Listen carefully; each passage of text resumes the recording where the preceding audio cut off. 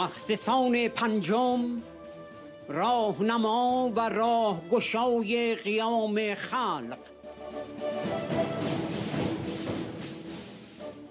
اردبیل، اصفهان، بندرعباس، شهریار، رشت، نیشابور، سبزوار، امیدیه، تبریز، مشهد، مسجد سلیمان، کرج، خاش و اهواز.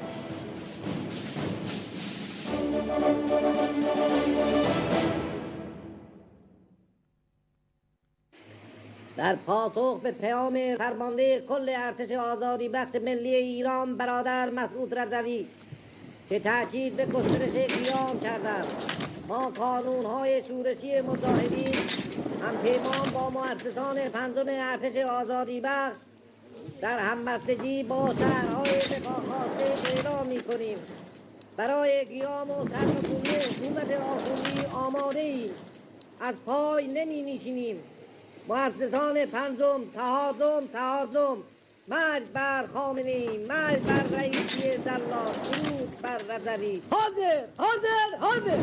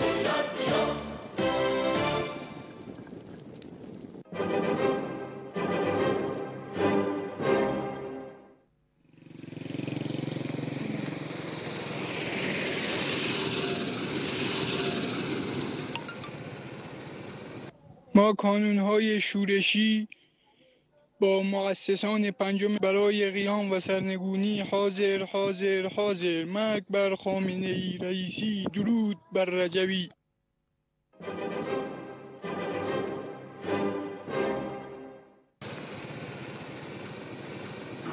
برای استمرار قیام با کانون‌های شورشی حاضر.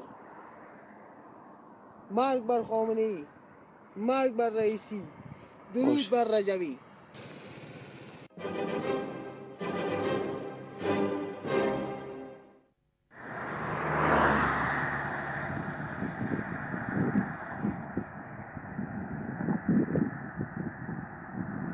ما کانون‌های شورشی و خصوصاً برای قیام تا سرنگونی جاده آزادی آواز را در اعتراض به رژیم ضد شوری رسیم.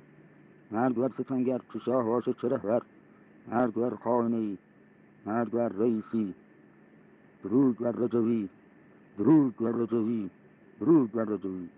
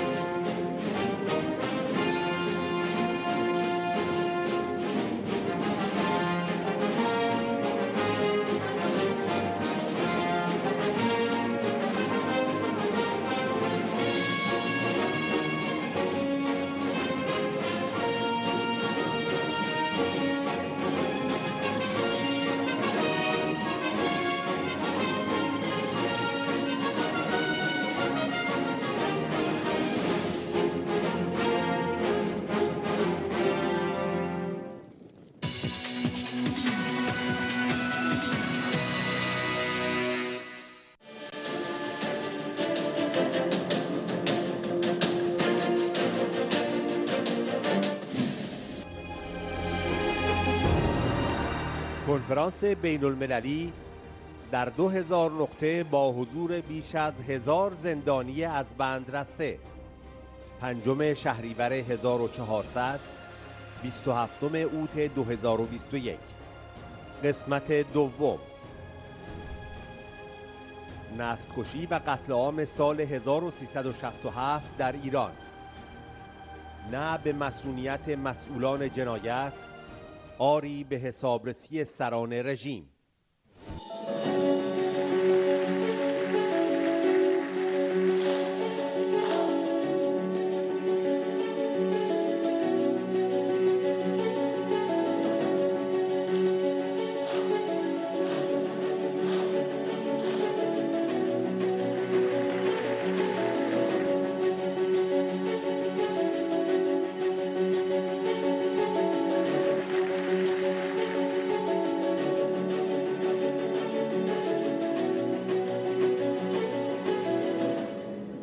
دومینیک آتیاس، رئیس فدراسیون کانون وکلای اروپا با بیش از 1 میلیون عضو.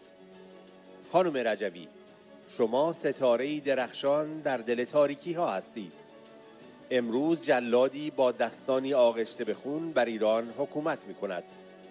ما می دانیم چه اتفاقاتی در ایران رخ می دهد و شما خانم رجوی حضور دارید تا پرچم را با شجاعت تمام برافراشته نگه دارید.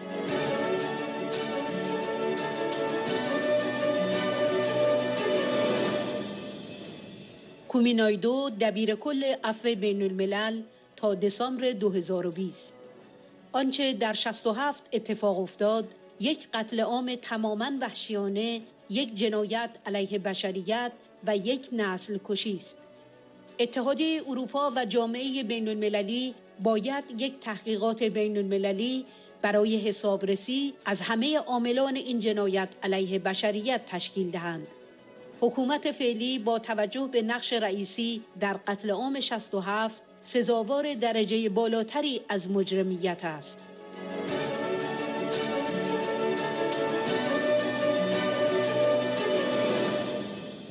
گی ورهوفستاد، نخست وزیر بلژیک 1999 تا 2008. 3 دهه بعد از قتل عام زندانیان سیاسی در سال 67 در ایران، باید کمیسیون تحقیقات بین المللی در مورد این قتل عام تشکیل شود. این جنایت فقط وقتی پایان می‌پذیرد که آنهایی که مسئول آن بودند محاکمه شوند.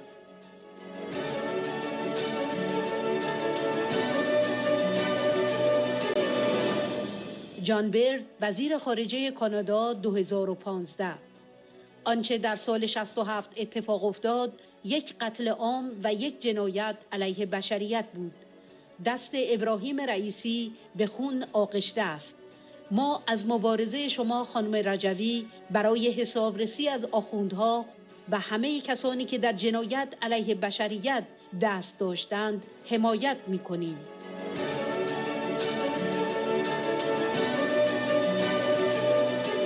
اودرونیوس آزوبالیس، وزیر خارجه لیتوانی 2012. قتل عام 1367 جنایت علیه بشریت است و تحقیقات مستقل بین المللی باید صورت گیرد. باید فشار آورد تا رئیسی به خاطر جنایت علیه بشریت توسط دادگاه بین المللی عدالت مورد تحقیق قرار گیرد که شامل قتل، ناپدیدسازی اجباری و شکنجه است.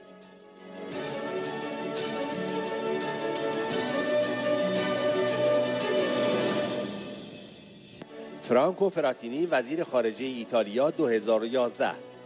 شورای امنیت سازمان ملل یک وظیفه اخلاقی دارد که پرونده قتل عام 67 را به دادگاه لاهه ارجاع دهد. منصب ریاست جمهوری در رژیم ایران به هیچ وجه نمیتواند مسئولیت رئیسی را توجیه کند.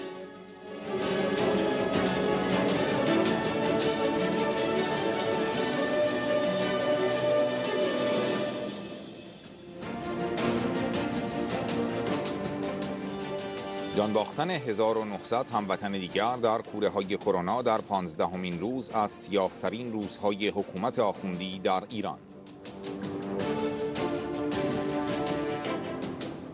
آمار جانگداز قربانیان کرونا در 547 شهر از 392,900 نفر گذشت. فضیحت سیاست مجرمانه خامنه‌ای رئیسی، فرستادن میلیون‌ها دانش آموز و معلم بر روی میدان‌های مین کرونای ولایت. بازگشایی مدارس، سونامی مرگ در غلغله کرونا، ایران کانون جهش‌های ویروس کرونا در منطقه خاورمیانه و جهان.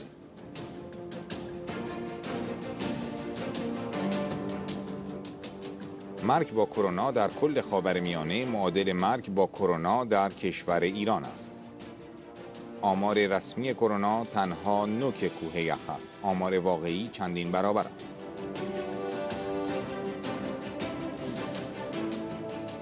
سی 306 شهرستان قرمز کرونایی، افزایش بیش از 10% فوتی‌های کرونا در یک هفته، روند صعودی بیماری در اغلب استان‌های ایران.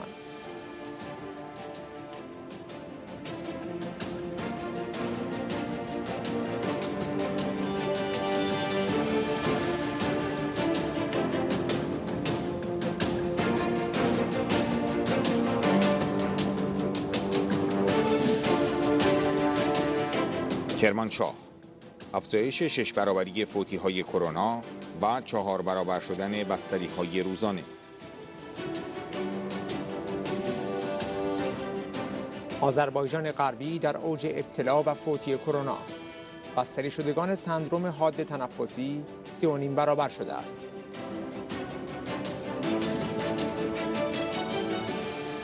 سه برابر شدن کفن و دفن متوفیان اهواز در دوره کرونا.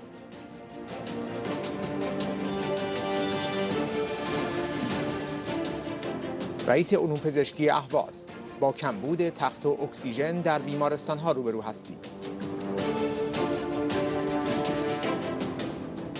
مشهد: فاجعه کرونا و صف تحویل اجساد قربانیان. تمام نگاه کنید، اینا همه تو صف وایسادن. همه اینا تو صف وایسادن فقط برای جنازه ها رو بخوام تحویل بدن. این صف بهشت رضای مشهد. فقط خودتون نگاه کنید. ببین چه خبره. در پدر اینا لعنت. در پدر اینا لعنت با این دروغات.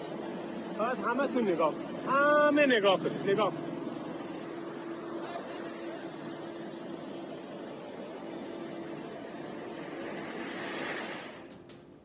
برای آقای رئیسی، برای آقای خامنه‌ای دزد که نذاشت واکسن وارد بشه و آقای رئیسی که گفته که دارو هم هست و من دیدم. اگر دیدی که بیا برای من بگیر، این نسخه منه. مادرم 90%، 95% ریش گرفته.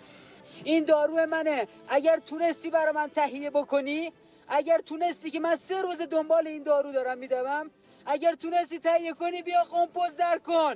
بیا قمپوز در کن. نه اینکه نشستی بالا فقط برای خودت داری میخورین و میچاپین. امیدیه: دومین روز اعتراض کارگران شهرداری به دلیل پرداخت نشدن چند ماه حقوق.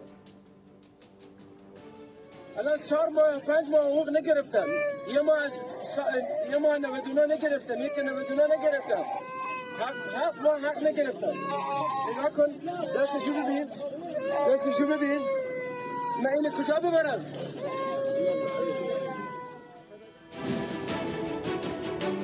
میان دو آب: اعتراض کارگران شهرداری به دلیل پرداخت نشدن چند ماه حقوق و حق بیمه.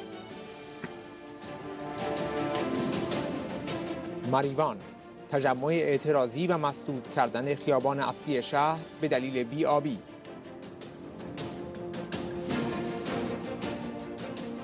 زنجان: اعتراض مردم روستای حسین آباد به تخریب محیط زیست. یورش مزدوران سرکوبگر رژیم آخوندی.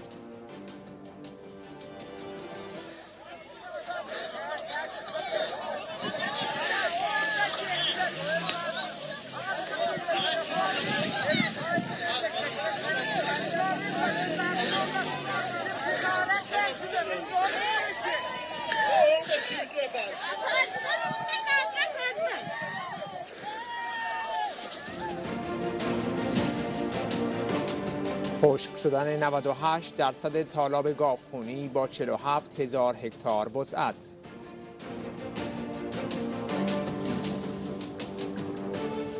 افغانستان: مرحله نهایی خارج کردن اتباع خارجی از فرودگاه کابل. رویترز: یک مقام آمریکایی گفت کمتر از 4,000 سرباز آمریکا در فرودگاه باقی مانده‌اند. آمریکا روز یکشنبه اعلام کرد در یک حمله هوایی یک خودروی انفجاری داعش را در کابل هدف قرار داد.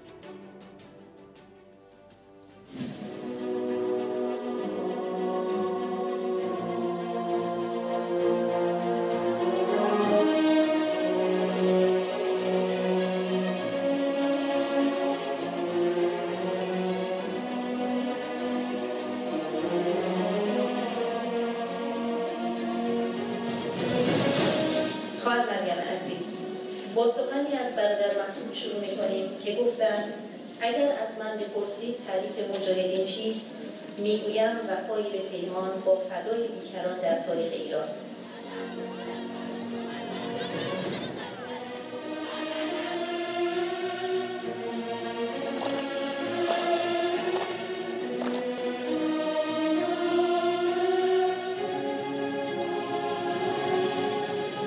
مجاهد بالا و قهرمان مژگان کوکبی، عضو شورای مرکزی سازمان مجاهدین خلق ایران، جاودانه شد. پیام تسلیت خانم مریم رجوی. پخش در ادامه اخبار.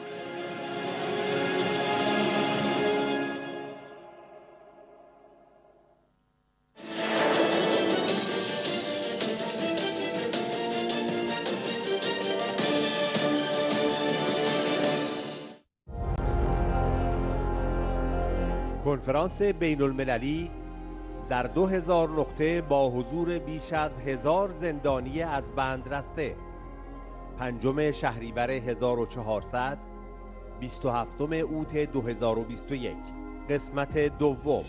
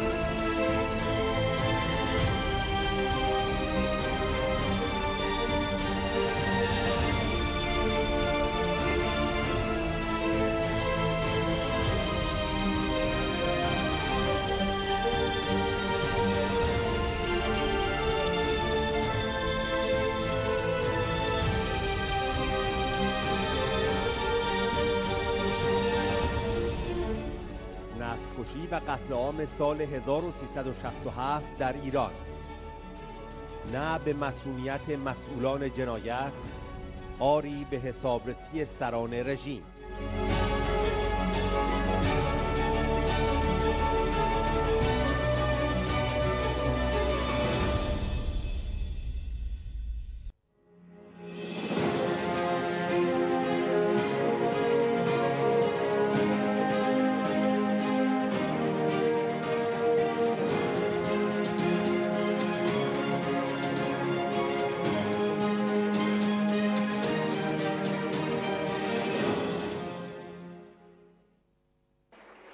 Madame Rajavi, vous êtes l'étoile qui brillait dans l'obscurité. Aujourd'hui est un jour grave. Nous savons ce qui se passe dans un pays à côté de l'Iran. La lumière viendra des femmes, des Iraniennes. Grâce à vous, grâce au comité des femmes,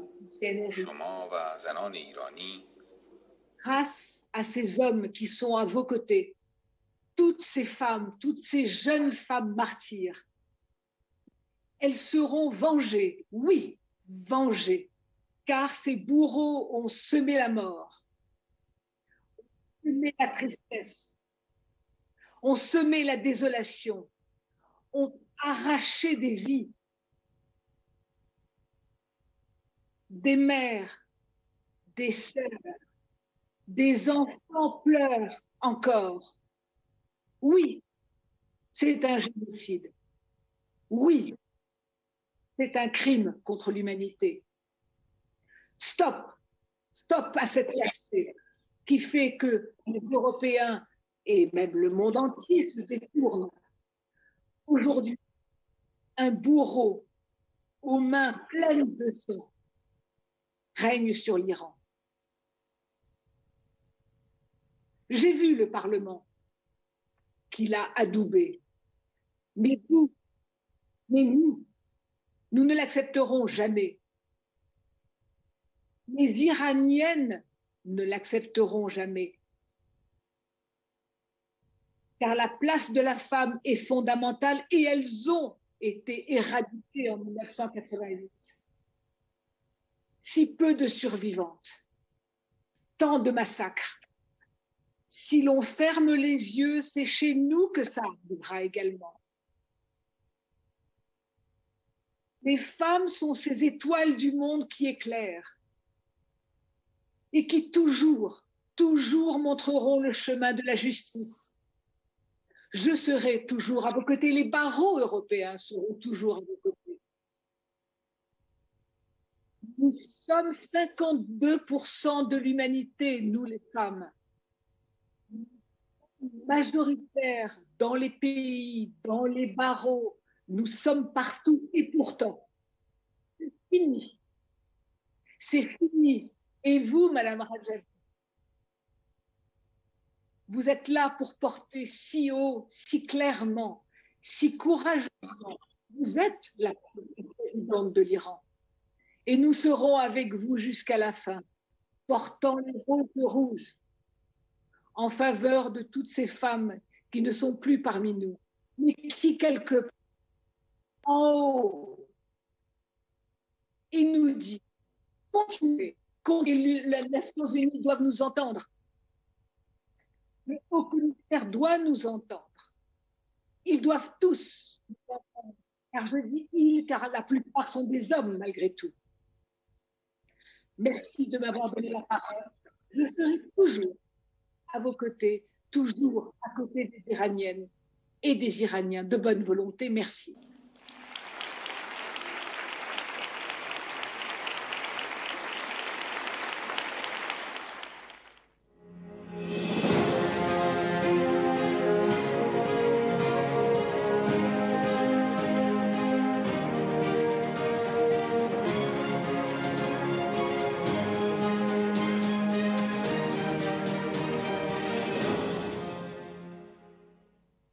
Dear brothers and sisters, I bring you greetings from Africa, and on behalf of the Africans rising for justice, peace and dignity, a social movement where I serve as global ambassador. As some of you might know, I have served as the Secretary General of Amnesty International, during which time the report was brought out on this terrible tragedy and terrible injustice that we saw take place in Iran in 1988. So let us be very clear. What happened in 1988 was a totally brutal, bloodthirsty massacre, political prisoners, which is a crime against humanity. And if we go with the definition given by our previous speaker, notwithstanding the technicalities, it amounts to genocide. Now, as an African, where we've had many tragedies on our continent, including in my own country, South Africa, I have to say that this particular act by a state, by a government, murdering people that were in their care, because when you are a prisoner, you are in the care of the authority that is holding you. And they have a responsibility in terms of international law to provide you with food, with health care, and so on. They do not have the right to take you out at night and hang you. I'd like to pay tribute to the political prisoners that are here with us today. It is very moving for me to see the strength and the courage of people who have been through so much, who have suffered so much of personal tragedies, as well as seeing friends and comrades who have had to endure some of the worst atrocities that humanity has ever seen. So I'd like to pay a tribute to all the political prisoners, the PMOI members and supporters, for the steadfastness and the sacrifices they've made. I would like to applaud you in this event that you, other speakers, have taken care to say that we stand for all the political prisoners that lost their lives, including those that were from smaller political parties, and including those that might have held different views. It's critically important that in this moment of world history, where we are seeing many governments running out of legitimacy to actually govern in a way that their citizens expect, that we look for a new source of inspiration that is coming out from the new generation of young people across the world, from Iran to Afghanistan, to the United States, to Europe. we are seeing that young people are standing up with such courage, with such motivation, and that is something people like myself, who are older human rights activists and so on, must now fully encourage and support.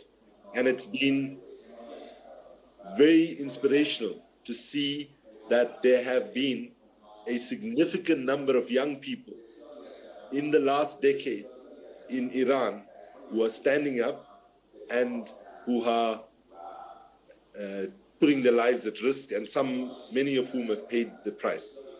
I want to stop here to make a point about how we understand how governments get away with the kind of brutality that happened in 1988. Often we think that governments control us primarily through the use of what you could call the repressive state apparatus, army, police, formal laws, prison system, and so on. Of course, that is very powerful, and the tragedy of 1988 tells us that. However, it is critically important that we understand that equally important, if not even more important, is how unjust governments use the ideological state apparatus, which is the framework for education, the framework for religion, social norms and customs, and critically important, the framework for media and communications.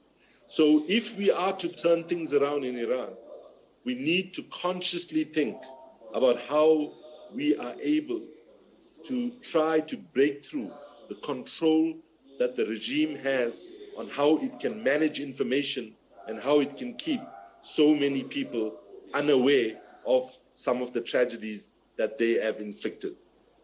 It is important, therefore, that the European Union and the broader international community, who I must say are very selective in how they apply their commitments to democracy and human rights. And that makes it difficult for them to play the role that they need to play. But notwithstanding that, they need to be taking the leadership, given the work that's been done, the evidence and the research that is clear about what's happened now, to set up an international inquiry into the massacre and to hold the perpetrators to account for committing crimes against humanity.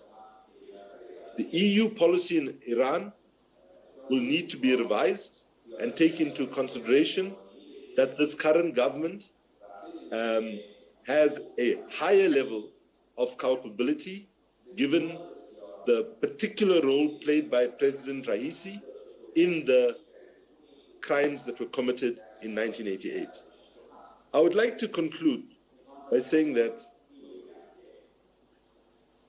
governments who behave like this must recognize that that behavior is not an expression of strength. It is an admission of weakness. When you have to kill your own people with such brutality, with such impunity, with such unaccountability, all you are saying to the world is that we are weak. We are weak. Strong governments do not need to do the kind of atrocity that was committed in 1988. But let me conclude by saying that notwithstanding all the media manipulation and control that we see by many governments, unjust governments around the world, and as we are seeing it in Iran,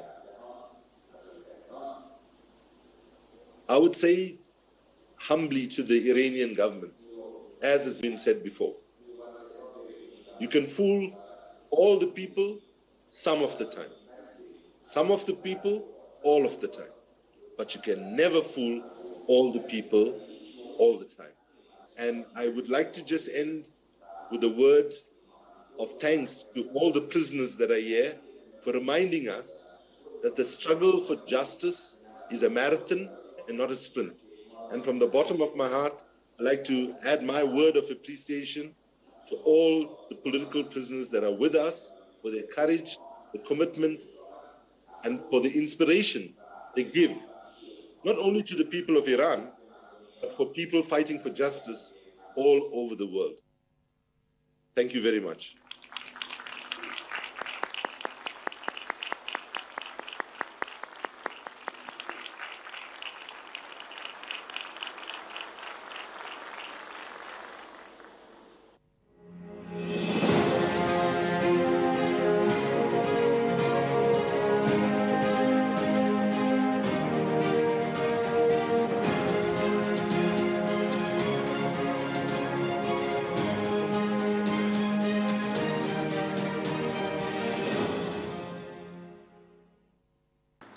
First of all, I want to thank you for this opportunity to speak at this occasion, and especially I want to thank the speakers in the first round and the specialists that we have on human rights we have heard in the first round, because I think that they have given a useful and also a valuable insight in this massacre of 1988. Especially, I think, Mr. Robertson and Professor David have illustrated that this is not only a crime against humanity, but that all the conditions are there to qualify the massacre of 1988 as genocide. And I think that could be a very important conclusion of this conference, the fact that every of these distinguished professors, specialists on human rights are clear and saying this is genocide. And that gives me the possibility also to say that I want to send my deepest appreciation to the testimonies that we have heard today from survivors, from the families of those who have been murdered, because I'm still shocked by what happened in 1988 in the Islamic Republic of Iran, and the reason why is because these people who we are talking about, mainly young people, had no chance to flee from their tortures. All these people were already locked up. All these people were already deprived from their freedom. All these people were already jailed and convicted by so-called revolutionary courts. And it's because of this fatwa of Khamenei that these people already jailed were tortured, interrogated in inquisitional sessions by the so-called death commissions, and almost hanged immediately. So what is so special to the massacre of 1988, I think, is that it was targeting a whole generation of young people and young women. And I think there is proof for that this was already planned years in advance, what happened in 1988. And what happened in 1988 is the consequence of the Iranian regime itself. The fact that this regime always tries to silence one or the other way, in the most brutal way, those who are asking for improvement of human rights, those who are asking for freedom, or even those who are asking for the sustainable solution for water. Also, that is seen by the regime as an attack on the regime. So I think that the 1988 massacre was planned. It was rigorously prepared. It was gruesome executed, and at breakneck speed with a clear target group in mind. And so this massacre of 1988 has a very deep signification, I think, for Iran. And it has been said already, but I want to recall it. the anniversary of the 1988 massacre is not only to mourn those who were slaughtered, it's simply also to remind what price has been paid for freedom and for the fight for freedom. And we have to recognize, that has already been said, but I want to recall it, that 3 decades after the massacre, the international community has, let's say it again, failed to act over this crime against humanity. We all know, it has been said, but I repeated, the events of the summer of 1988 were never officially investigated by the UN. And as we know, the instigators and the perpetrators were never indicted. And far worse, we have to say, the perpetrators to continue to enjoy impunity. And today, the regime is run by the killers of that time, occupying, we all know them, we know the names, senior government positions, including the new President Raisi, of who we all know his track record on human rights violations, and who played, as we know, a leading role in these massacres. I think that the sole benefit of, I cannot say election because it was not a fair election, but the promotion, I will say, of Raisi to the presidency is that maybe for the first time, it has drawn the world's attention to that massacre again of 1988 and to the many long-established patterns of human rights violations and murders in Iran. Let's not forget that in many countries in the West and in many European countries, in the existing law, in the existing legislation, there is already the possibility to put people that are suspected to be perpetrators of crimes against humanity before their courts, before their own courts. Because in their, I repeat myself, in their legislation today, there is already the possibility to put perpetrators of crimes against humanity before their courts, even when the facts have not been done on the soil of these European or Western states. But nevertheless, I agree with the general appeal today in this conference, that is that we need a profound official international investigation because we cannot tolerate the fact that impunity continues, and we must not delay it any longer. It's high time, 33 years after the tragic events, to fully uncover the scope of the massacre, and it's our moral duty to do so.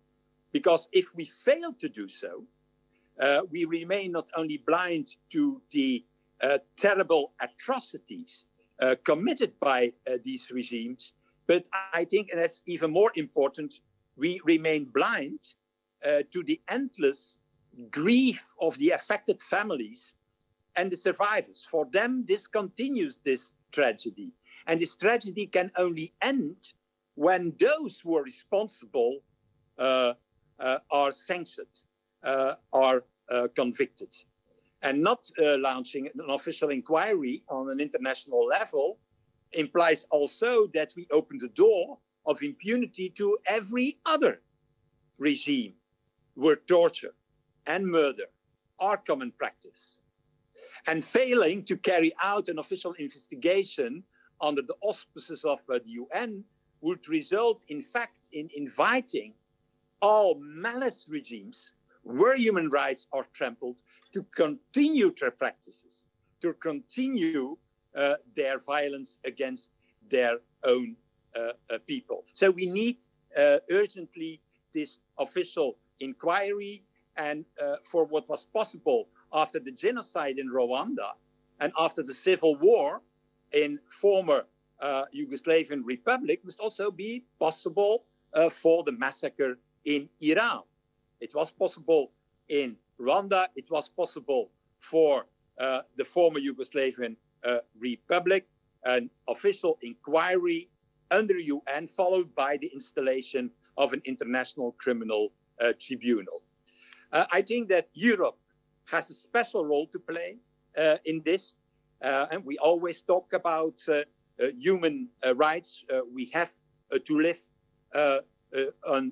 to our promises, and we have, as Europe, to be a catalyst for speeding up the process for an official inquiry in this. And therefore, I will take an initiative, and that I want to announce here in this conference, that is to send a message letter officially to Joseph Borrell, the High Representative of the Union for Foreign Affairs and Security Policy, requesting him to submit, in the name of Europe, an official request to the UN for the establishment of a commission of inquiry into the massacre, and to seek support for that request from other democratic governments like the US, Canada, Australia, Japan, to take up this cause. I think that is what we need to do on the European level. Not only words, but an official request by the European Union to the UN for the establishment of that. So I conclude 3 decades after the 88 prison massacre in Iran, it's absolutely needed to do that. And we need to do that for the sake of Iran, for the sake of democracy and freedom of Iran, but especially for their families, so that they finally know where their relatives are buried, that the victims receive their rightful place, and that impunity for crimes against humanity will finally brought to an end. And that will be the best way after 30 years for them to conclude their long period of mourning. Thank you, Mrs. President.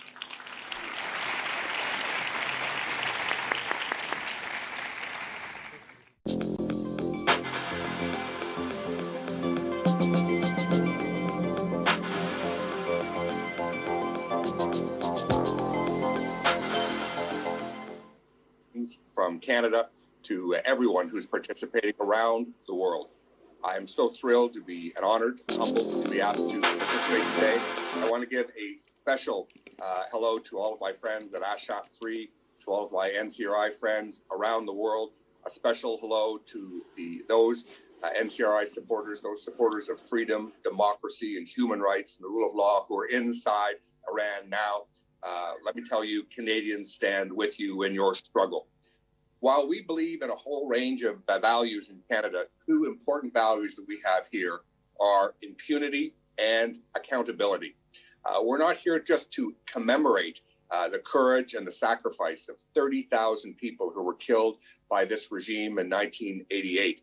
We're here to recommit ourselves to calling out what happened in 1988 for what it was. It was a massacre that was a crime against humanity. All it takes for evil to succeed in this world is for good people to do nothing. And that's why it is so essential that we call it out for what it is, and that we seek justice for those courageous people who gave their lives in the fight for a better Iran. There's no doubt that the executions that took place in 1988 were purely based on a fatwa from the Ayatollah, targeting political prisoners, 90% of whom were affiliated with the MEK. The death commissions acted in a brutal way. And this is an important part of the history of Iran. But let's be very clear, it's not all about history. It's about things going on today, because far too many people who have blood on their hands have continued to have roles as prosecutors, as judges, and as senior people in the government of Iran. And no one has more blood on their hands than the man who currently presents himself as the president of Iran, Ibrahim Raisi. The continued threats of human rights defenders today that are subject to huge threats and harassment, intimidation, and attacks on them just for trying to seek information and justice and wanting to know the whereabouts of their loved ones and their final resting place is truly disgusting. Positions of power must be held accountable for what happened in 1988, and the failure of the international community to confront this can be resolved by the United Nations, by the European Union, and like-minded friends and allies of the Iranian people to go after those that are accountable. Because if we fail to go after them, they will only be emboldened to do it again. And we know the way this government operates. Its support for international terrorism at every corner of the world, its atrocious human rights record in Tehran and throughout the country, its nuclear program, its abysmal handling of both the economy and of this COVID-19 crisis, they cannot be emboldened. We must confront this evil and call it out for what it is, genocide and a crime against humanity. And we must not let Raisi show up in any international forum where he doesn't face accountability for what happened in 1988.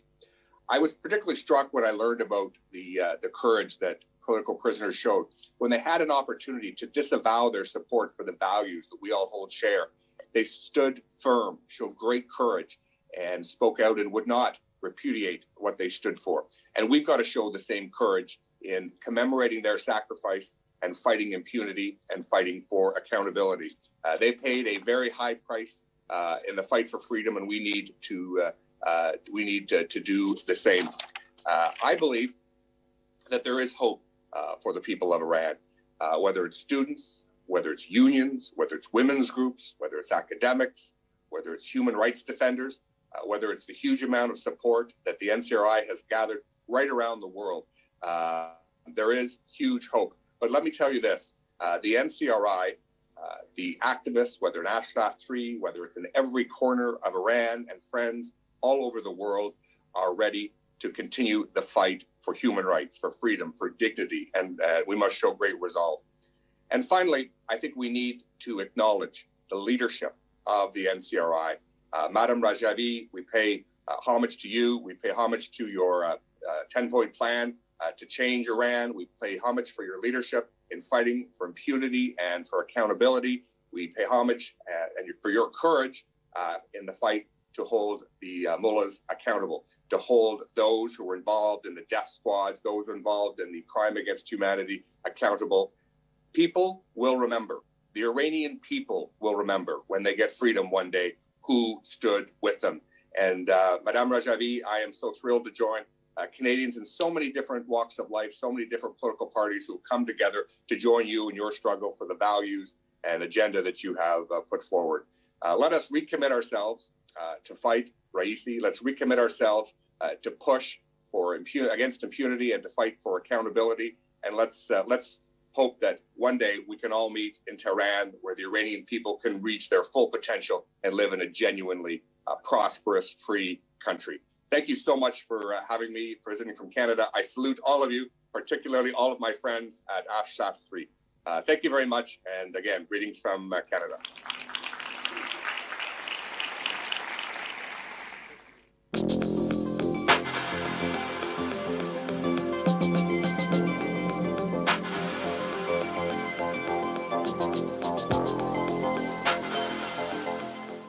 Gentlemen, the crime which we are discussing today remains unpunished until now.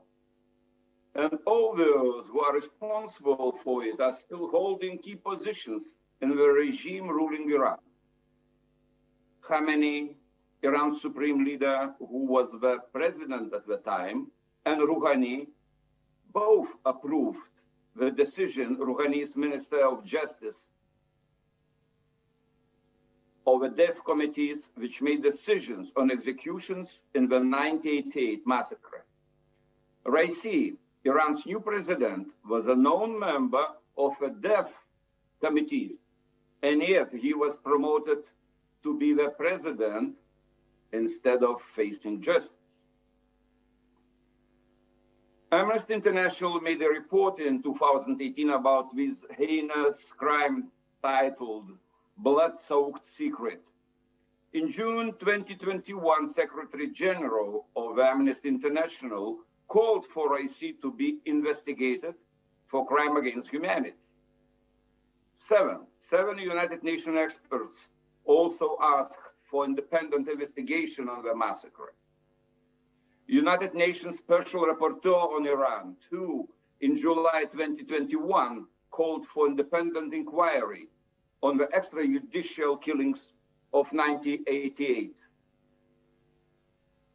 However, despite the abundant evidence and witnesses of the 1988 massacre, no one has yet faced justice for this crime against humanity, and the Iranian authorities continue their crimes, including their executions, with full impunity because they see no political will in the United Nations and the Western governments for holding the perpetrators accountable. This is the main issue of the conference. The 1988 massacre is a crime against humanity. An international independent investigation is a must. I believe that we have to push for President Raisi to be investigated by International Court of Justice for crimes against humanity, including murder, forced disappearance, and torture. Just wanted to mention the EU Global Human Rights Sanctions regime.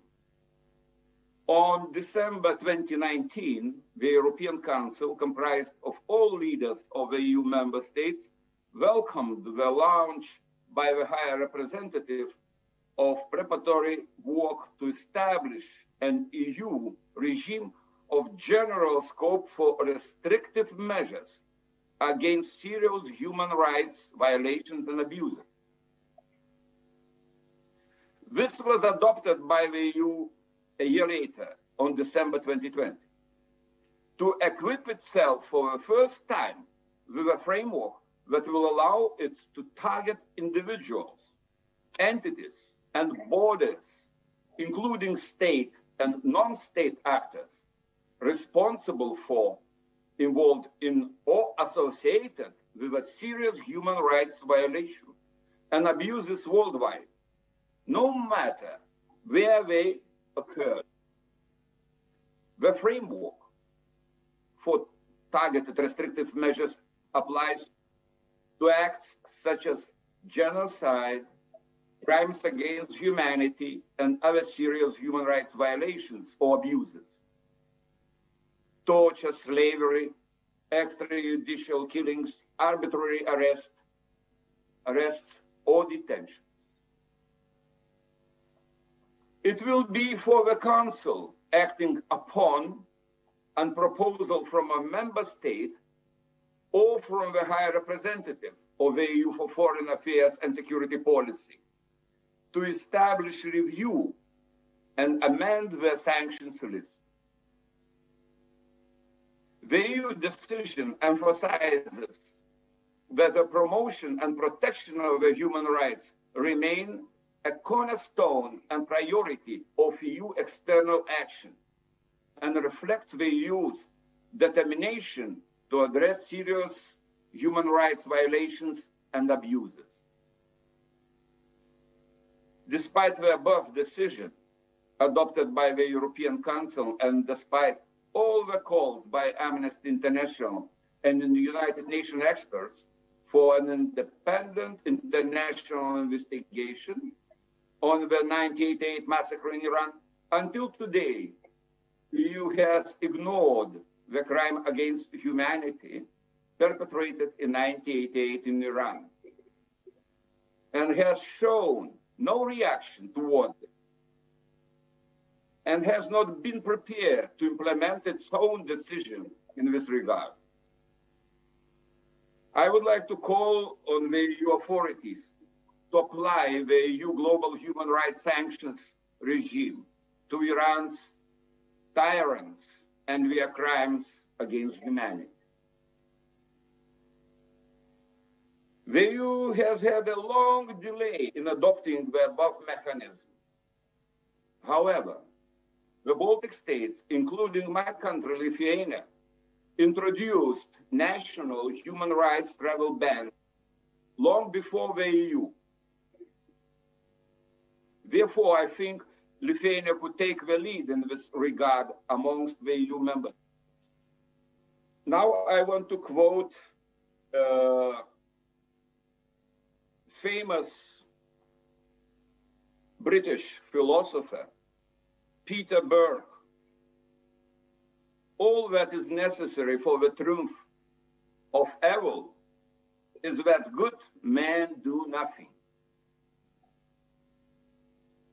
These words are very important in the face of tragic human experiences and challenges. Tolerance and freedom are never static. And for these ideals to flow freely, good laws are not enough.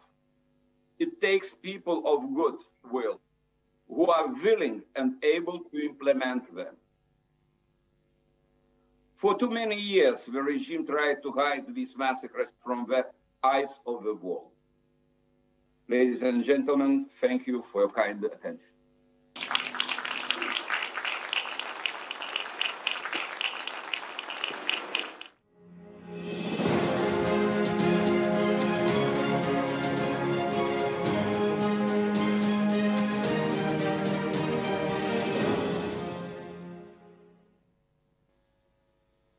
Good afternoon, ladies and gentlemen. Madam President, first of all, very happy to see you once again, although virtually.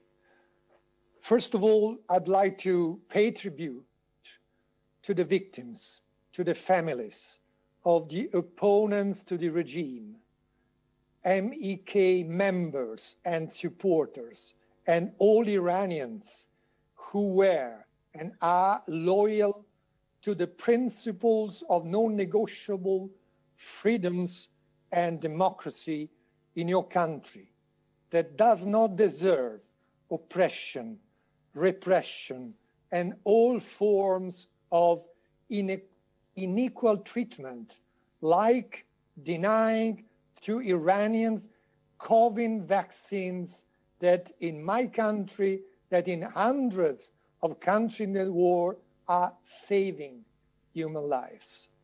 So full sympathy to the victims of the executions, in particular those ordered in '88 and implemented under the so-called Group of Four that included the designated by Khamenei as current president of Iran. Any person paying with his or her life because of a fight for non-negotiable fundamental rights is forever a source of inspiration for the new generations. Now I would like to say something that has not been said yet. The first action of the new government of Iran shows significant and clear continuity with the predecessors. For example, on the appointment of the new foreign minister. He served as a deputy foreign minister under Ahmadinejad, under Rouhani, then as advisor of the president of the parliament, till the appointment as foreign minister under the current designated president. Could someone has doubt on the sometimes affirmed differences between so-called conservatives and reformers? I have no doubts. It's always the same story. It is always the same regime. And so, as confirming the new foreign minister closeness to and dependent from Quds force, when he said few days ago this month, in August, I quote, "In foreign policy, I will continue the path of Qassem Soleimani, whose everybody in the world knows his hands were surely bloody hands." This phrase is the confirmation of a key element concerning the new government and the new composition of this government. I think another thing important to be taken into consideration, the most blatant contradiction between proclaims and deeds of the regime, particularly on the 88 massive execution of political prisoners, is the following. I heard myself, as a former Italian foreign minister, many statements at the openings of many general UN assemblies. Always the Iranian presidents have spoken on their full attachment to the UN values that first, as you all know, contemplates non-negotiable people's right to life and dignity. But, ladies and gentlemen, Madam President, in practice, a regime having lost by far the popular support applies for the rule of gun instead of rule of law. This is a sad reality for your people, for your compatriots. As it has been said, since September, many requested, September 2020, many requested to open finally, and they requested to the current High Commissioner for Human Rights, respected Madam Bachelet, to open finally an international investigation over the 88 massacre. Amnesty International made a similar request and rightly added that the current presidential role in Iran is in no way possible justification for an exemption from the investigation. So I agree completely, having myself a judge with this point of view. I wish finally an independent international investigation with no limitations linked to the role, current or former role, will be open. The same was confirmed by the respected UN Special Rapporteur on the human rights in Iran.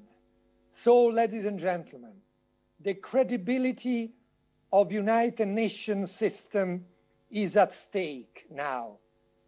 I will be a bit brutal, but I can afford to be a bit brutal before such a tragedy and crime against humanity, because Iran uses to act against the key value of United Nations human rights rule, while before the TVs at the UN General Assembly affirms the opposite. But, ladies and gentlemen, Madam President, universal right promotion and protection cannot, and I say so also as a former European Vice President and Justice Commissioner, as well as the founder of the European Fundamental Rights Agency, I say right promotion does not belong to the arbitrium of the party concerned. We need independency in the investigation. Iran obviously never will accept the rules of the UN International Criminal Court for crimes against humanity. But so, United Nations Security Council has, in my personal view, first a moral duty. UN owes its moral duty to the innocent victims. And the duty is to try to send the case to the Hague Court. Let's seek for justice. If that would be proved impossible, at least let go ahead now with a serious investigation, international investigation, and of course, this never will bring the victims' resurrection, unfortunately. But, ladies and gentlemen, the UN credibility would be, in this case, tremendously stronger. And the same applies for our Europe, for my country, Italy, for our Europe. We used to call ourselves the land of rights. Is the right moment to show that to the rest of the world now. Thank you very much.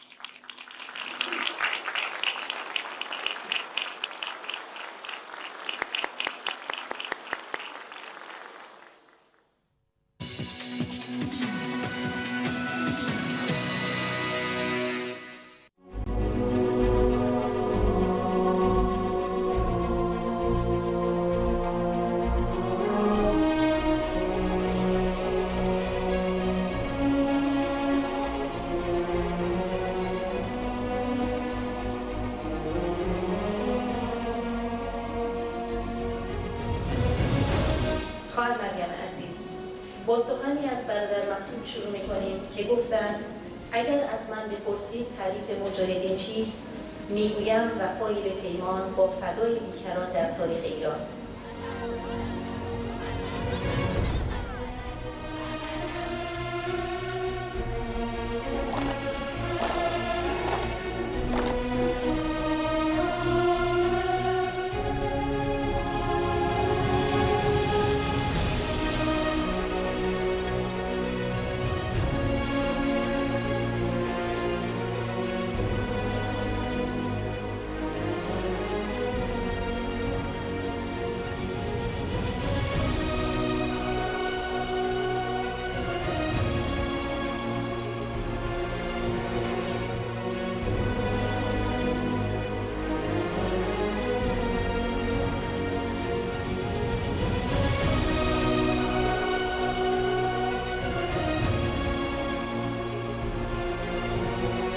بعضی وقتا فکر میکنه که هیچ وقت حتی نمیتونه جوابش رو پیدا بکنه الا اینکه در یک پرداخت، در یک مایه گذاری بی حد و حصر با چنگ و ناخون دندانم شده این رژیم رو تا آخر سرنگون نکنیم دست برداریم.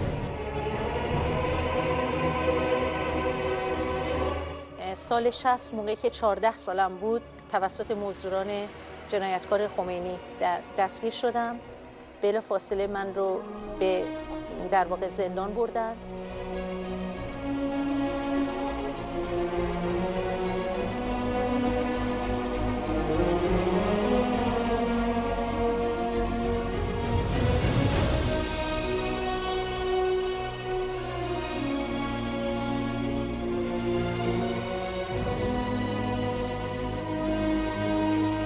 بینندگان عزیز، در خدمت شما هستیم در برنامه نگاهی به تاریخ اسلام.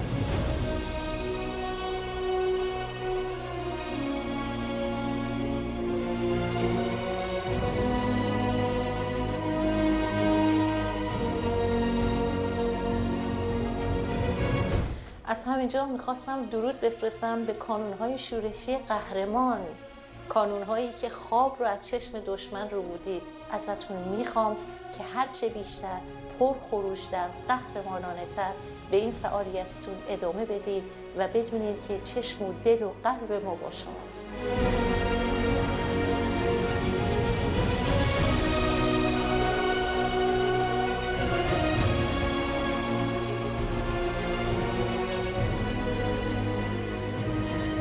مجاهد والا و قهرمان مژگان کوکبی، عضو شورای مرکزی سازمان مجاهدین خلق ایران، جاودانه شد.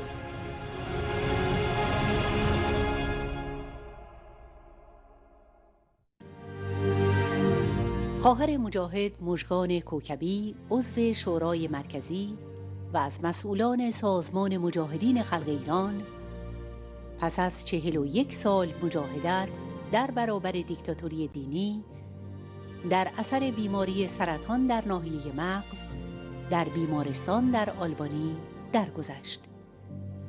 این مجاهد پاکباز و والا به عهد خود با خدا و خلق وفا کرد و به کهکشان یاران شهیدش در اشرف و لیبرتی و جاودان فروغ‌ها و خواهران شهید همبندش در زندان خمینی پیوست. مژگان کوکبی متولد 1345 در تهران در روز 30 خرداد 1360 در شهر مجاهد پرور ساری به جرم شرکت در تظاهرات 30 خرداد با سایر دوستانش در دبیرستان دستگیر شد و به مدت 1 سال در زندان شهربانی تحت فشار و شکنجه قرار داشت. مژگان در زمان دستگیری 1 ماه بود که به میلیشیای دانش آموزی مجاهدین پیوسته بود. پدرش که در آن زمان از تهران به ساری منتقل شده بود، توانست با هزینه سنگین و فعالیت‌های زیاد حکم حبس 2 سال زندان را در مورد او به 1 سال و 1 روز تخفیف دهد و آزادی دختر را به دست بیاورد. با سلام، من مژگان کوکبی هستم، عضو کوچکی از سازمان پر افتخار مجاهدین خلق ایران. من دانش آموز بودم که فعالیتم رو برای سازمان مجاهدین شروع کردم، ولی دیری نگذشت که توسط مزدوران خمینی دستگیر شدم و به زندان افتادم. در حالی که 14 سالم بود بلافاصله زیر شکنجه و شلاق رفتم و بدترین اذیت و آزارها را توی زندان به چشم دیدم. اما واقعیت اینه که دشمن فکر کرده بودش که با اسارت میتونه ماها رو در هم بشکنه، ولی اون چیزی که در قاموس و فرهنگ مجاهدین و مقاومت ایران راه نداشت تسلیم بود که از همونجا همه مقاومت میکردیم و دشمن رو به زانو در آورده بودیم. زندان شهربانی ساری و رفتار دژخیمان خمینی با زنان ستمزده‌ای که به دلایل آخوند ساخته دستگیر و تحت فشار و شکنجه و آزار و هتک حرمت قرار می گرفتند، شعله‌های آتش خشم انقلابی را در درون مژگان قهرمان برمی‌انگیخت. سال 60 موقعی که 14 سالم بود توسط مزدوران جنایتکار خمینی دستگیر شدم. بلافاصله من رو به در واقع زندان بردن. اونجا بعد از اینکه کلی ضرب و شتمم کردن در یک انباری انداختن که پر از موش و سوسک و جونورای مختلف بود. خود پاسدارای جنایتکارم میگفتن که تو رو میندازیم توی این انبار تا ببینیم میلیشیایی که خودش رو در واقع مقاوم نشون میده تا صبح دووم میاره یا نه. انگیزشی که در سالهای بعد در پرتو آرمانهای توحیدی مجاهدین زمینه ساز آب دیده شدن فولاد شخصیت او به عنوان یک زن انقلابی مجاهد خلق شد. البته اینجا یادآوری بکنم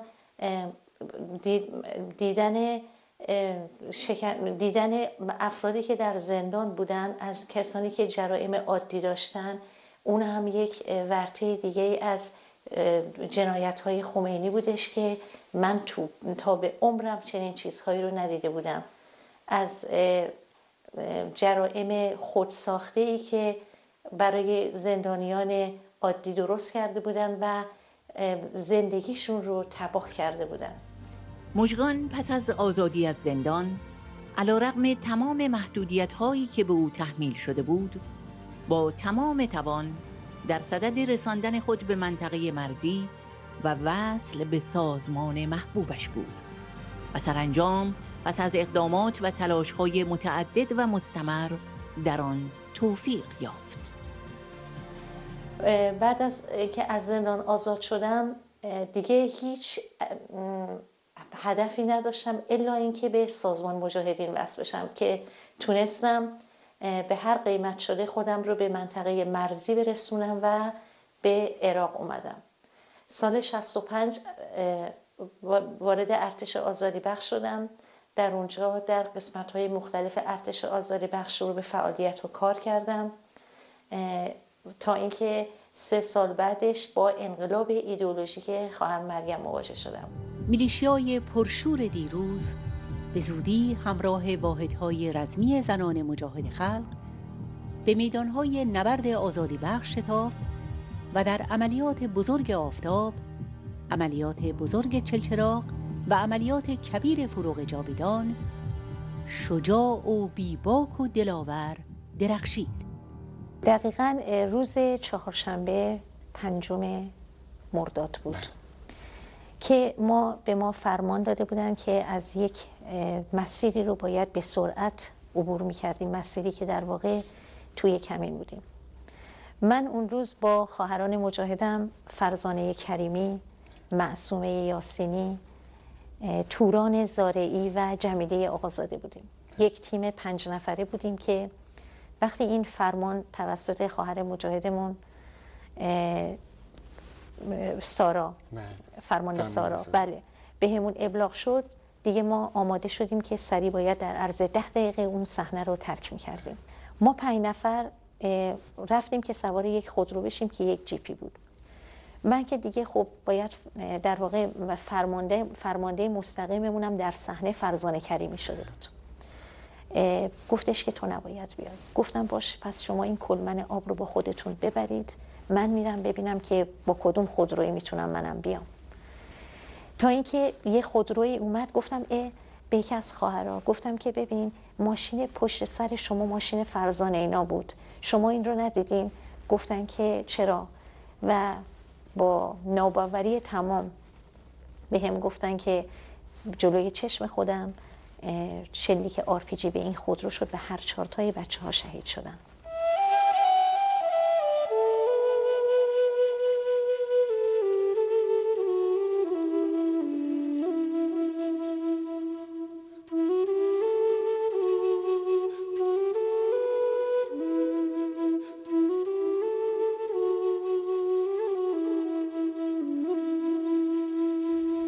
خب خیلی سخت بود، خیلی سخت بود. هم این که در یک ابهامی من فرو رفتم، هم این که نگاهاشون از یادم نمی رفت، هم این که صدای فرمانده‌تون آخرین صدای فرماندم، هم این که به من میگفتن مژگان ناراحت نباش ولی تو نباید سوار بشی. با خودم راستش لحظات خیلی متناقضی داشتم. گفتم حتما که سعادت نداشتم، حتما که خدا نمیخواست. چی بود داستان؟ به قول شما میگین که خیلی از جاها چرایی ها مشخص نیست. البته حرفایی رو، یعنی خاطره هایی رو که آدم بعضی وقتا فکر میکنه که هیچ وقت حتی نمیتونه جوابش رو پیدا بکنه الا اینکه در یک پرداخت، در یک مایه گذاری بی حد و حصر که به قول شما فقط اونها رو میتونه در افسانه ها به خاطر بیاره، ولی اینها از دل افسانه ها همه چیز رو در واقع عینیت بخشید. اما هنوز روح جستجوگرش بیتاب فتح قله‌های تازه بود و آن را در انقلاب ایدئولوژیک و آموزش‌های آرمانی مریم رهایی بازیافت. واقعیتش رو بخوام بهتون بگم، اوج زندگی من، تولد دوباره من با انقلاب خواهر مریم بود که دنیای دیگر رو به من نشون داد. من احساس می‌کردم وارد دنیایی از نور و زیبایی و روشنایی شدم و این رو با تمام قلبم بهتون میگم. خواهر مریم چیزهایی رو به ما یاد داد که تا اون موقع من فکر میکردم یک دختر اون موقع دیگه من 20 ساله بودم. اون یک دختر 20 ساله ماکسیموم چه هدفی میتونه داشته باشه؟ ولی خواهر مریم من رو به دنیایی از ارزش‌های والای مجاهدین راهنمون شد که برای خودم شگفتی آفرینه. او به من یاد داد، به من و ما به نسلی از زنان و مردان مجاهد یاد داد که چطوری میتونیم با پرداختگری مطلق اوج دریافتمون رو داشته باشیم. اون به ما یاد داد که هیچ نشدی در زندگی وجود نداره. اون به ما یاد داد که در برابر هیچ تضادی سرغم نکنیم و من این رو به طور واقع اگر بخوام بهتون بگم با تمام قلبم این رو دارم بهتون میگم و با پوست و گوش و استخونم این رو تجربه کردم.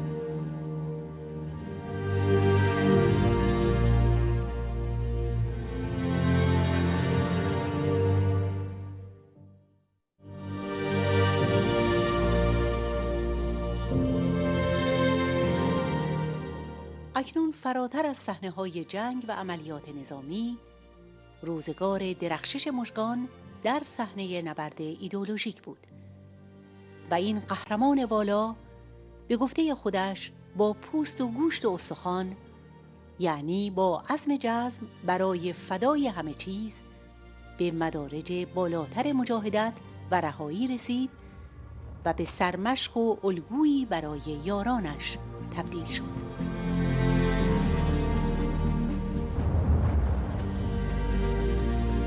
در این رابطه دنیایی از ارزش‌ها رو به ما خواهر مریم یاد داد و دیگه من خودم احساس میکنم نسلی پرورش پیدا کرد زیر چتر انقلاب خواهر مریم که همه نشاط‌ها میشه بهش دست یافت و هر میتوان و بایدی رو محقق میشه کرد. هر چیزی رو میشه محقق کرد و میتوان و باید شعاریه که شعار نیستش، این یک آرمانه و میشه بهش دست یافت. یکی دیگر از فصل‌های کتاب زندگی انقلابی مجاهد صدیق مژگان کوکبی، عبور از دوران پایداری پرشکوه در اشرف و لیبرتی بود. ایستادگی و جنگ 100 برابر او در مقابل تمامی فشارها، محاصره‌ها، حملات زمینی و هوایی مداوم و مکرر، نمودی از همان میتوان و بایدی است که به گفته خودش نه یک شعار بلکه فرازی از یک آرمان است و او حقانیت این فراز را به گونه‌ای درخشان به اثبات رساند. یکی از مسئولینش در مورد این دوران نوشته است: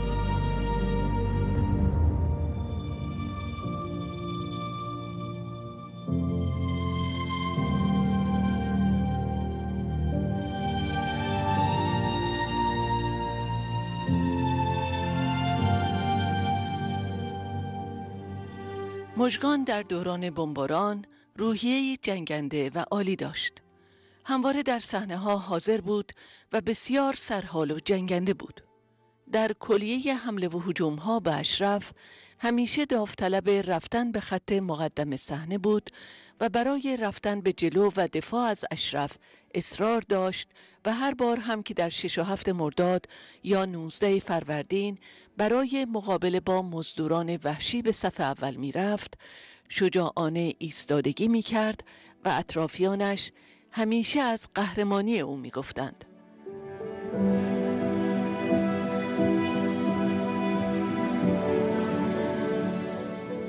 در روز اول حماسه فروغ ایران، یعنی 6 مرداد 1388، او در صف اول رویارویی بود. روز دوم که به خاطر سایر مسئولیت‌ها او را در مقر گذاشتیم، تمایل نداشت بماند و از اینکه نتوانسته در صحنه باشد ناراضی و شاکی بود. مژگان در صحنه‌های جنگ سیاسی نیز همواره جلودار بود. از جمله هنگامی که قرار شد به سوالات 16 ارگان آمریکایی پاسخ بدهیم، مژگان در انبوه سوالات کلافه کننده در مورد ریز و درشت زندگی و تشکیلات و عملکرد و آرمانهای مجاهدین با پاسخهای قاطع و روشنگرش سوال کننده را شرمسار کرده بود. او همچنین در صحنه‌ها و سرفصل‌های نبرد ایدئولوژیک همواره پیشتاز بود. یا به گلگون وصل کن این خار را، وصل کن با ناز نور یار را، تا که نور ارکشد نار تو را، وصل او گلشن کند خار تو را. خواهر مریم عزیز، با سخنی از برادر مسعود شروع می‌کنیم که گفتند اگر از من بپرسید تعریف مجاهدین چیست، میگویم وفای به پیمان با فدای بیکران در تاریخ ایران.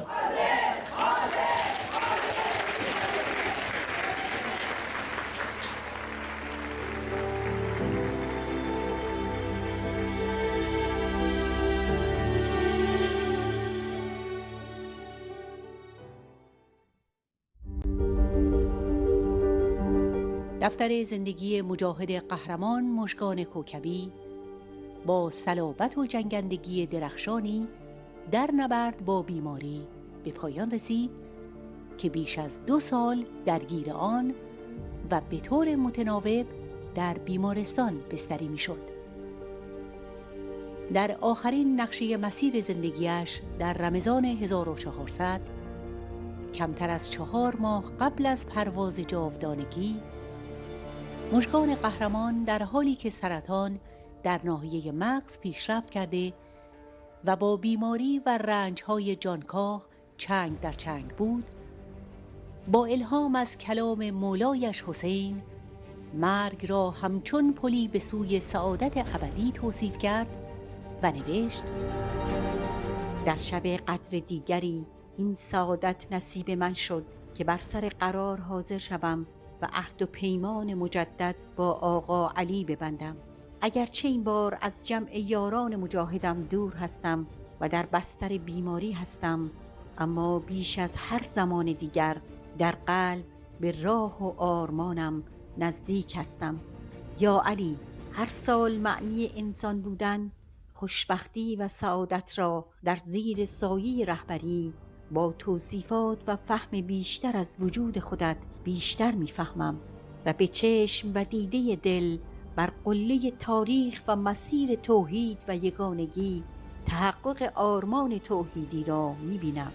برای همین یا علی از تو میخواهم ای کاش 1000 جان داشتم و در راحت میدادم.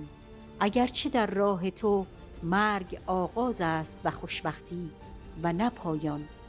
یا علی، در این شب قدر از تو میخواهم به من کمک کنی که همواره ثابت قدم، استوار و جنگنده تر از قبل برای آزاد کردن خلق اسیرم از چنگ کرونای ولایت باشم تا بتوانم پناهی برای یتیمان باشم و خنده برای مردم ایران و آزادی آنها را محقق کنم.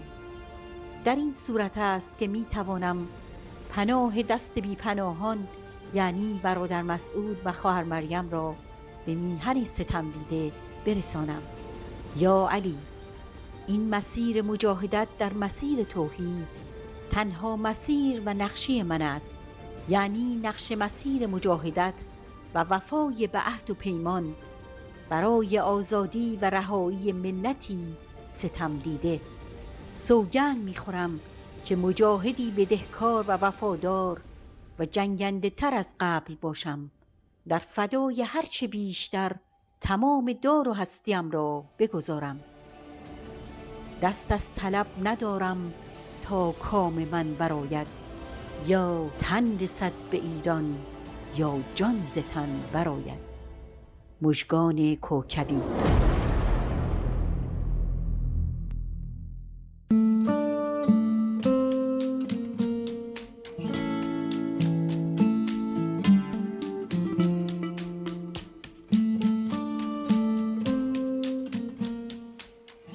سخنان مجاهد صدیق مژگان کوکبی در نشستی در برابر مسئول اول سازمان مجاهدین خلق ایران، خواهر مجاهد زهرا مریخی، نمونه‌ای درخشان و آموزنده از ایمان و صلابت زن انقلابی مجاهد خلق است.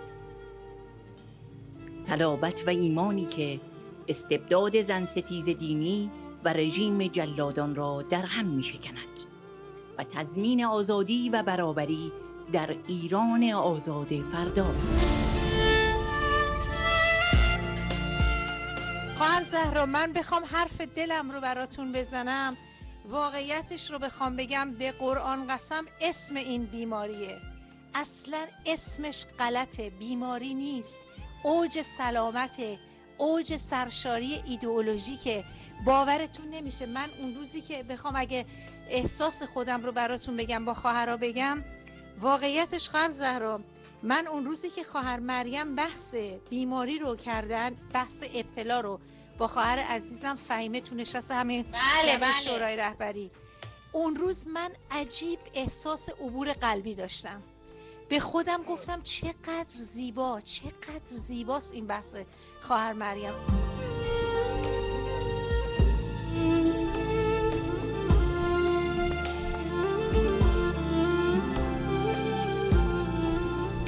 خواهر زهرا، من اینو قسم براتون میخورم، نمیدونم پدیده خیلی جالب بود، داستانش اصلا انگار یه جوری، نمیدونم خدا انگار مثلا یک مشیتی به من داد، یه نمیدونم منتی گذاشت سرم، انگار که همه چیزو بهش رسیدم به یک دریایی از ارزش ها. من خودم مثلا بخوام بهتون بگم، با این منتی که خدا نصیبم کرد، اسمش بیماری بود ولی اون چیزی که بود، من بیش از هر زمان دیگه سلامت و شفای ایدئولوژیک پیدا کردم. اینو به قرآن با تمام وجودم دارم بهتون میگم. من خواهر زهرا تو جمع خواهرام بهتون میگم، هیچ وقت لحظه و ثانیه نبوده که گردی از ذلت روی ذهنم حتی نشسته باشه. همیشه میگفتم من با مجاهدین، با دست داشتن در دست خواهر مریم، هم دنیا رو دارم هم آخرت رو، حلاوت رو دارم، سرشاری رو دارم، شادابی رو دارم.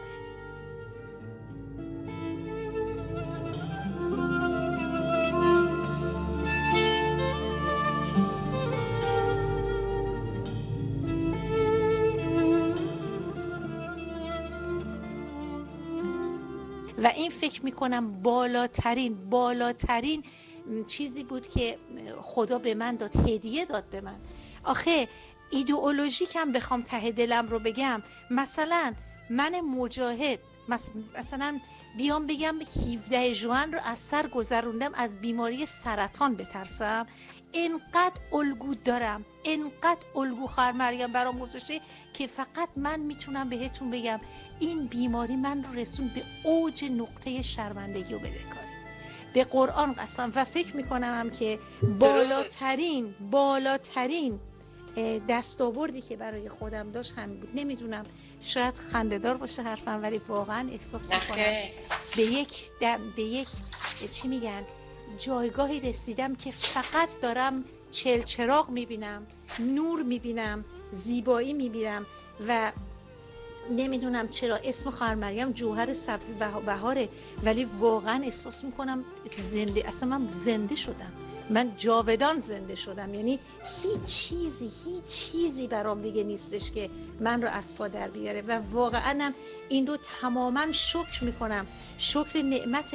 واسه همین بذارین ته دلم رو وقتو نگیرم، ته دلم رو بهتون بگم، من به این بیماری گفتم هیهات هیهات هیهات هیهات. خواهر مریم، خودمون شعارمونه، خودمون شعرمونه، گفتیم که خنده اش بر لب از آن روست که این چوبه دار، نردبانیست به سرمنزل پرشوکت یار. من حالا چی میگم؟ میگم خنده ام بر لب از آن روز که این بیماری نردبانی شد به رسیدن به رمز فدا. رمز فدا که فقط به قرآن قسم، به امام حسین قسم، به تمام ایمانم سوگند میخورم خواهر زهرا، اسمش خواهر مریمه، اسمش انقلابه و اسمش خواهرانه. من پیدا کردم.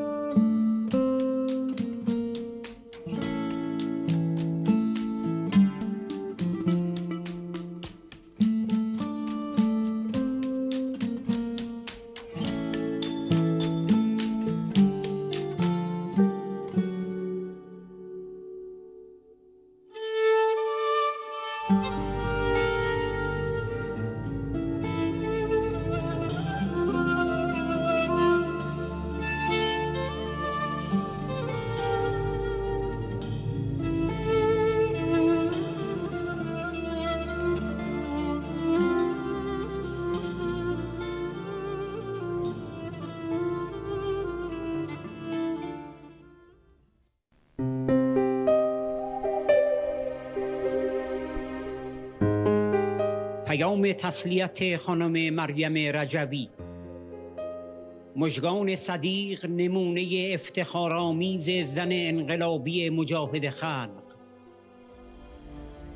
خواهر عزیز و مجاهدم مژگان کوکبی بعد از تحمل و گذران یک دوره سخت 2 ساله بیماری با سرفرازی و مجاهدت به دیار رفیق اعلی پرکشید.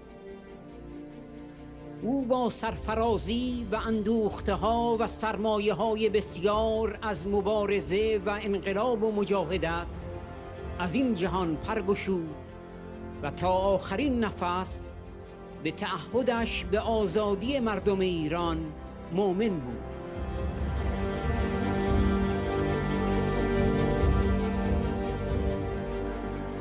مژگان یکی از کادرهای ارزنده و همه جانبه مجاهدین بود. او یک زن مجاهد و مسئول و انتخابگر بود که با غنای ایدئولوژیکی برگرفته از انقلاب و دگرگونی خود به ارزش برجسته‌ای در این راه و مسیر تبدیل شد و الگویی برای زنان و دختران شورشگری گردید که ظلم و ستم و استثمار و ارتجاع را بر نمیتابند و برای رقم زدن آینده‌ای تابناک برای مردم و میهن محبوبشان آرمان آزادی و مسیر مجاهدت را برمیگزینند و سر به آرمان حسینی انما الحیات عقیدة و جهاد می سپارند.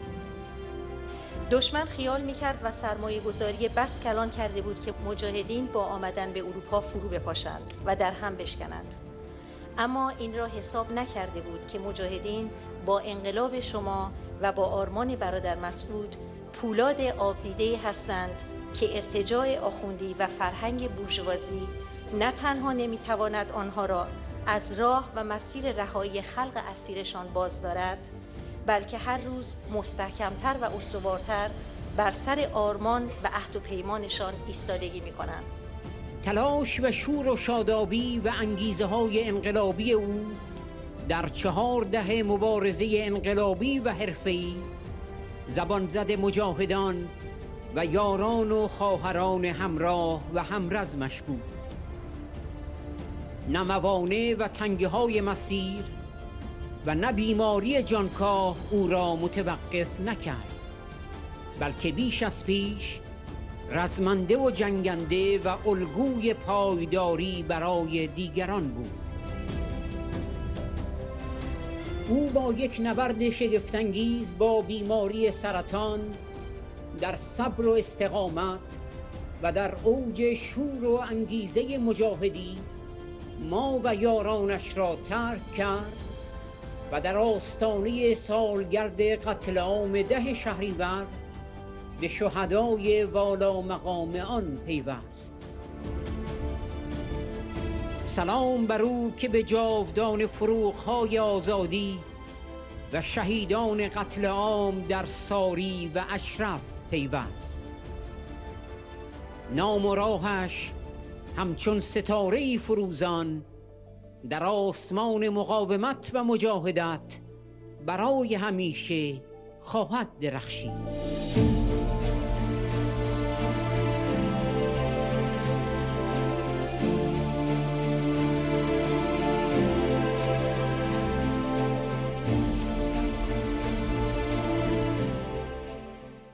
چنگ و ناخون دندانم شده این رژیم رو تا آخر سرنگون نکنیم دست برداریم.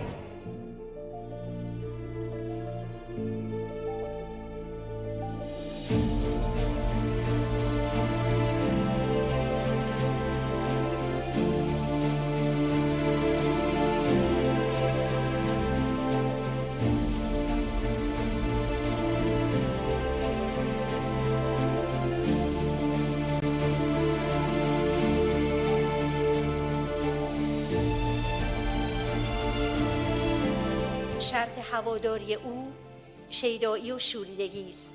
گر یار او خواهی شدن شوریده و شیدا بیا. مجاهد مریمی، مژگان کوکبی، شیدای راحت، حاضر حاضر حاضر. مبارک است.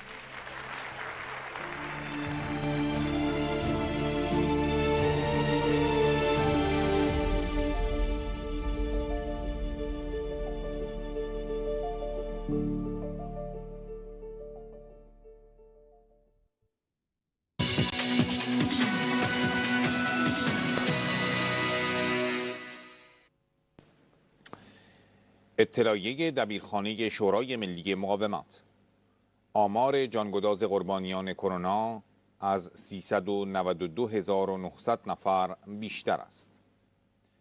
توکلی: تعداد مرگ‌ها کماکان بالاست و افزایش ادامه خواهد داشت. 9350 بستری در بخش‌های اورژانس و ویژه داریم. ایسنا: در تهران در هفته اخیر افزایش 5.5% در موارد سرپایی مثبت و افزایش 7.5% در فوت شدگان داشتیم. دانشگاه‌های پزشکی اصفهان و کاشان: 4367 بستری، 585 نفر در ICU و در 24 ساعت گذشته 66 فوتی داشتیم. دانشگاه پزشکی اهواز: در بیمارستان نفت اهواز کتابخانه و نمازخانه به محل بستری تبدیل شدند. معاون دانشگاه پزشکی شیراز: تعداد بستری ها به 4593 نفر رسیده و 36 بیمار در 24 ساعت جان خود را از دست دادند. روزنامه حکومتی همدلی: آمار رسمی کرونا محرمانه و حتی در دسترس مراجع سلامت نیست و چندین بار کمتر از واقعیت است. سازمان مجاهدین خلق ایران بعد از ظهر یکشنبه 7 شهریور 1400 اعلام کرد آمار جانگداز جانباختگان کرونا در 547 شهر از 392,900 نفر بیشتر است. در تهران توکلی معاون ستاد حکومتی کرونا با اشاره به اینکه تعداد مرگ‌ها کماکان بالاست و افزایش مرگ‌ها ادامه خواهد داشت گفت: 20,400 مورد مراجعه سرپایی به بخش درمان و 4,100 مورد مراجعه سرپایی به بخش بهداشت داریم. بستری جدیدمان بالای 2,000 بیمار است که تقریباً 15% آنها در ICU بستری می شوند. در حال حاضر 9350 بستری در بخش‌های اورژانس و ویژه داریم. تخت‌ها خالی نمی مانند و با توجه به تعدادی که ترخیص می شوند بیماران از اورژانس به بخش منتقل می شوند. خبرگزاری ایسنا نوشت: در استان تهران در هفته اخیر افزایش 5.5% در موارد مثبت سرپایی و افزایش 7.5% در تعداد فوت شدگان را مشاهده کرده ایم. در اصفهان دانشگاه پزشکی اصفهان و کاشان اعلام کردند 4367 بیمار کرونایی بستری داریم که 585 نفر در ICU هستند. در 24 ساعت گذشته 66 بیمار کرونایی جان خود را از دست دادند. در خوزستان به گفته پزشکان میزان مراجعات به بیمارستان رازی اهواز 6-7 برابر ظرفیت آن است. علاوه بر 200 بستری روزانه 1200 بیمار وجود دارد. بیمارستان جندی شاپور و گلستان و بقیه بیمارستان ها بسیار شلوغ است.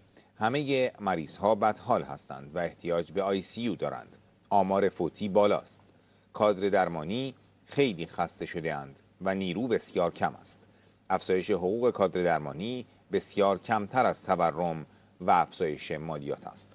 بازدید رئیسی جلاد 67 از بیمارستان رازی کاملا نمایشی بود و یکان ویژه ریاست جمهوری رژیم از ساعت 5 صبح در بیمارستان مستقر شده بودند و به مقامات بیمارستان هم اجازه نزدیک شدن به رئیسی را ندادند.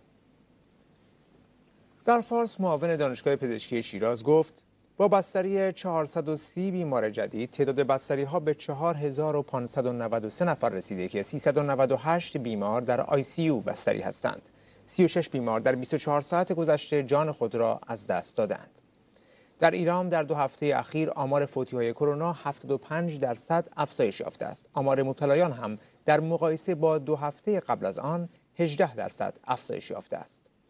در خراسان رضوی دانشگاه پزشکی مشهد اعلام کرد روزانه 620 بیمار کرونایی بستری می‌شوند.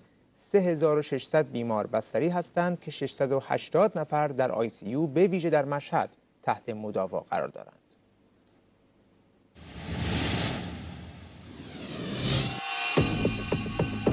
بازگشایی مدارس، سونامی مرگ در غلغله کرونا. ایران کانون جهش‌های ویروس کرونا در منطقه خاورمیانه و جهان. روزنامه حکومتی همدلی 7 شهریور 1400 به نقل از محبوب‌فر کارشناس سلامت: اعلام بازگشایی مدارس همزمان با روند صعودی بیماری کرونا در کشور موجی از نگرانی‌ها در جامعه را پدید آورده است. علیرضا رئیسی، سخنگوی ستاد ملی مقابله با کرونا، در حالی که کارشناسان و متخصصین مستقل و غیر دولتی حوزه سلامت و اپیدمیولوژی برخی اظهارات درباره کاهش ابتلا و بستری بیماران کرونا در کشور را قویاً رد و تکذیب می‌کنند، اظهار داشته است از اول آبان ماه همه مدارس و از اول مهر ماه 30 تا 40% مدارس به صورت حضوری بازگشایی می‌شوند. ایران کانون جهش‌های ویروس کرونا در منطقه خاورمیانه و جهان محسوب می‌شود. مرگ با کرونا در کل خاورمیانه معادل مرگ با کرونا در کشور ایران است. ویروس لامبدا نیز اکنون پشت دروازه‌های ایران است و تا 1-2 هفته آینده در آستانه ورود به فصل پاییز به ایران وارد خواهد شد و پیک 6 بیماری در این کشور را رقم خواهد زد. مرگ‌های کرونایی 4 رقمی در پیش است و در این شرایط فوق بحرانی نیز وعده بازگشایی مدارس نه تنها بازی با جان دانش آموزان و هرج و مرج آموزشی را باعث می شود، بلکه تبعات امنیتی و اجتماعی می تواند برای کشور به بار آورد. به نظر نمی رسد با تغییر دولت کرونا به مسئله اول کشور تبدیل شده باشد، زیرا که همزمان با متوقف شدن پخش جلسات ستاد مدیریت مبارزه با کرونا از تلویزیون پس از روی کار آمدن دولت جدید، وزارت بهداشت و درمان و وزیر مربوطه به راحتی می‌پذیرد تعداد مرگ‌های کرونایی تا بهمن ماه 2 برابر شود.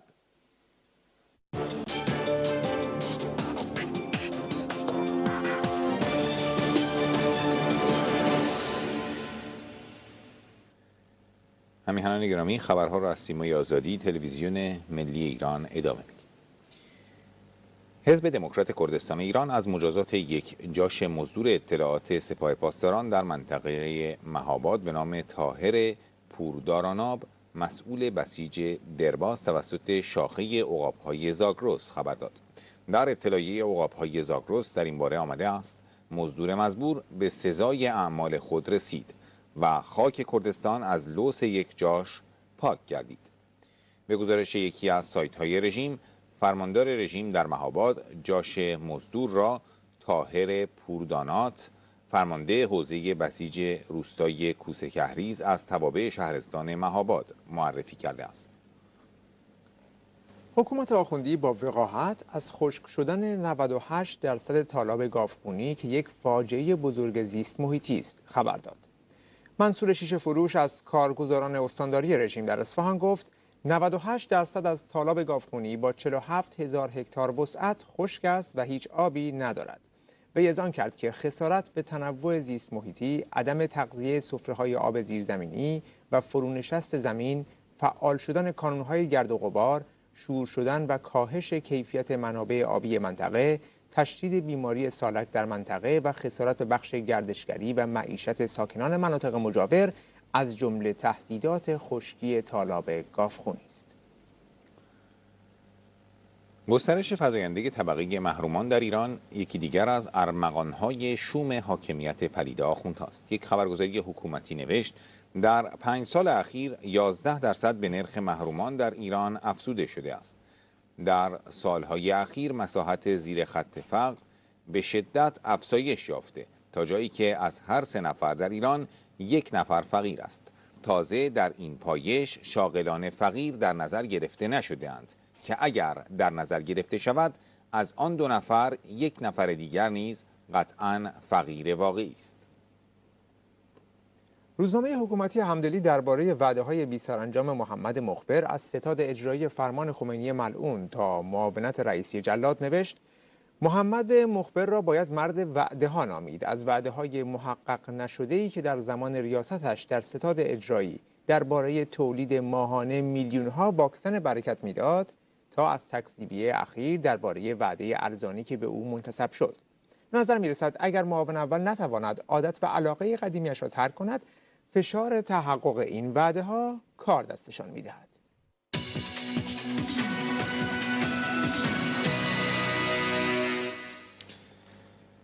روزنامه حکومتی ستاره صبح از باند مغلوب رژیم به نقل از یک کارشناس حکومتی نوشت: بدون برداشته شدن تحریم‌ها و بدون از بین رفتن مشکلات برجام، رئیسی هیچ کاری نمی‌تواند انجام دهد. نظام باید تا حدودی از مواضع خود عقب نشینی کند تا شرایط برای برداشته شدن تحریم‌ها و تعامل سازنده فراهم شود. راهی به جز این برای نظام باقی نمانده و نکته مهم این است که مسئولان جمهوری اسلامی باید به این مسئله توجه کنند که وضعیت امروز منطقه و جهان با دوران اوباما تفاوت پیدا کرده است. روزنامه حکومتی آرمان با عنوان سیاست ایران در قفقاز رو به جلو نیست نوشت: نظامیان جمهوری آذربایجان مرز زمینی میان ایران و ارمنستان را از هفته گذشته با توسل به زور مسدود کردند. صدها کامیون پشت مرز متوقف شدند و حرکت اتوبوس‌های میان تهران و ایروان هم لغو شده است. مشخصاً اگر مرز ایران و ارمنستان مسدود شود، مسیر ترانزیت ایران به ارمنستان، گرجستان، دریای سیاه و اروپا مسدود می شود. این یک ضربه به اقتصاد و تجارت ایران خواهد بود. دیپلماسی ما در قفقاز ضعیف است، به همان شکل که به زودی متوجه خواهیم شد که در افغانستان نیز شکست خورده ایم. همه کشورهای همسایه در حال بهره برداری هستند، اما نظام ایران به گوشت قربانی روسیه، آمریکا، ترکیه و جمهوری آذربایجان بدل شده است. سپاه پاسداران سرخوردگی رژیم آخوندی را از چگونگی برگزاری کنفرانس بغداد و راه ندادن رژیم اسد برملا کرد و در روزنامه سپاه نوشت: نشست امنیتی بغداد که قرار بود در سطح سران برگزار شود با حضور وزیر خارجه نظام ایران و وزرای خارجه ترکیه و عربستان و غیبت سوریه به نشستی تقریباً سرد تبدیل شد. حضور امانوئل ماکرون سردی بغداد را دوچندان کرد. در همین حال رسانه‌های حکومتی از فضیحت بلوف زدن 300 میلیارد دلاری امیر عبداللهیان خبر دادند و نوشتند که در کنفرانس مطبوعاتی وی میزان مبادله تجاری بین رژیم و عراق را 300 میلیارد دلار اعلام کرد، اما نخست وزیر عراق در همین کنفرانس اعلام کرد حجم این مبادلات 13 میلیارد دلار است. یک رسانه رژیم نیز خبر داد که نخست وزیر امارات در اعتراض به ایستادن امیر عبداللهیان در هنگام عکس گرفتن سالن اجلاس را ترک کرد.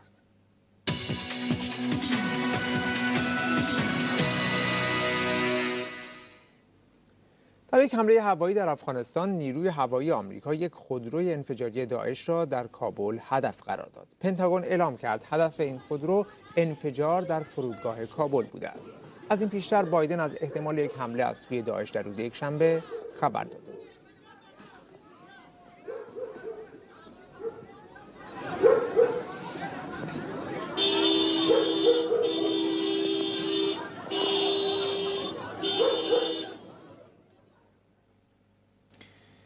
به گزارش رویترز در آخرین مرحله خارج کردن اتباع خارجی از طریق فرودگاه کابل، نیروهای آمریکایی نیز خارج می شوند. رویترز افزود طالبان اعلام کرد کارشناسان فنی آن آماده هستند تا پس از اتمام خروج نیروهای آمریکا از فرودگاه کابل کنترل آن را در دست بگیرند.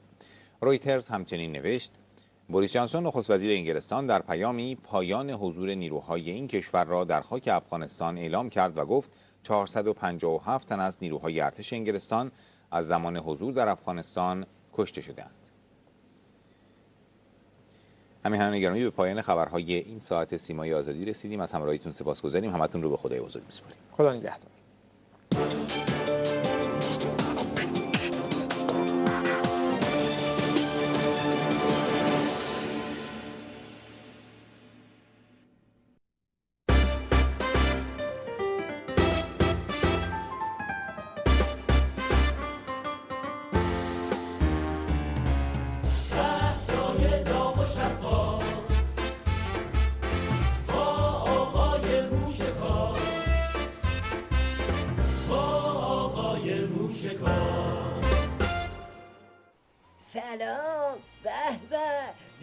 دانه گل گلاب، میوه کمیاب، عرق بیدمشک. آرزم به حضور انور عالی که اوزی یه دورهمی با وحوش دولت خبیثی گذاشت و واسه شون روده درازی کرد، اونم چجور. یه ریزشو داشته باشین. در مورد مردمی بودن، خب مردمی بودن مقوله گسترده است و جلوه هایی داره مردمی بودن. یک جلوه همین رفتن میان مردم و شنیدن بیواسطه از مردمه. این حرکت بسیار خوب و مستحسنی که دیروز جناب آقای رئیسی انجام دادن که رفتن خوزستان و در میان مردم با مردم از اونها شنیدن، با اونها حرف زدن. این یک جلوه از مردمی بودنه که بسیار کار خوبی است.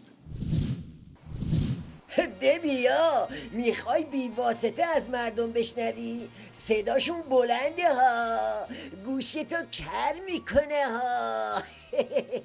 میگن مرگ بر دیکتاتور، مرگ بر اصل ولایت فقیه. میگن ملت یادش نرفته رئیسی قاتل 67. میگن رئیسی جنایت پیشه، حساب رسید در پیشه. حالا ملاحظه بفرمایید اینایی که از 10 تا فیلتر ردشون کردن و چپوندن کنار یارو رئیسی چی بهش میگن؟ آقای دکتر واقعا کم بوده تخت بیمارستانی داریم. اهواز خودش به تنهایی 2000 تخت کم داره. بیمارستان اربد تحویل نمیگیره. چرا حرف راست نمیزنی؟ به خدا بترسید. دی حرکات نمایشی و به قول قدیمی ها پوز عالی جیب خالی. فضاحت کارش اونقدر بالاست که آخون مسیح مهاجری واسش نوشته اقدامات تشریفاتی و نمایشی مانند عکس گرفتن با کارکنان غسالخانه اثری ندارد. حالا وزیر بهداشتشو داشته باشین که وزیر قبلی نمکی یه بار مقر اومد که بابا به طور واقعی من مدیر کل مردشورخونه هستم. حالا ببینیم این مدیر کل جدید مردشورخونه چی میگه. تنها راهی که میتونه که این بیماری رو کنترل کنه واکسیناسیونه. از که تا حالا واکسن تنها راه شده ها؟ فکر کردی ما یادمون رفته که اسمت پای اون نامه هست که واسه کاسلیسی اوزی توش نوشتین واکسن خارجی و پیفه وارد نکنن. حالا که مزدشو گرفته و رفته رو صندلی وزارت نشسته سنگ واکسنو به سینه میزنه و وعده اتمام واکسیناسیون تا بهمن ماهو میده. بگی منو، اما بنده موشکاف قسم میخورم که همینم دروغه. میبینیم شب دراز است و قلندر بیدار. وعده جدید وزیر بهداشت و واکسیناسیون همه مردم تا دهه فجر نمیتواند راهگشا باشد. بحث فقط شخص وزیر نیست. اگر 100 وزیر بهداشت دیگر هم تغییر کند اما ساختار ثابت بماند همین روند تکراری را خواهیم داشت. بله دوستان، اصل قضیه خود عظماست که تو خط کلان تلفات کروناییه. اینا عروسکای خیمه شب بازی اوزی هن که یه قلم به اعتراف یارو لاریجانی تو همین اردیبهشت ماه جلوی ورود 18 میلیون دوز واکسن رو گرفتن که خط کلان تلفات اوزی ادامه پیدا کنه. ای لعنت بر همتون. اما خیلی وقته که دستشون جلوی مردم رو شده بابا. اتفاقا به خاطر همینه که به حول و بلا افتادن و مراقبن که مبادا قیام بشود. و ویلا و ویلا. چون به قول خودشون دیگه دوره آزمون و خطا گذشته است و اولین اشتباه می شود آخرین اشتباه و رپتی پتو اینا. دوستان عزت زیاد.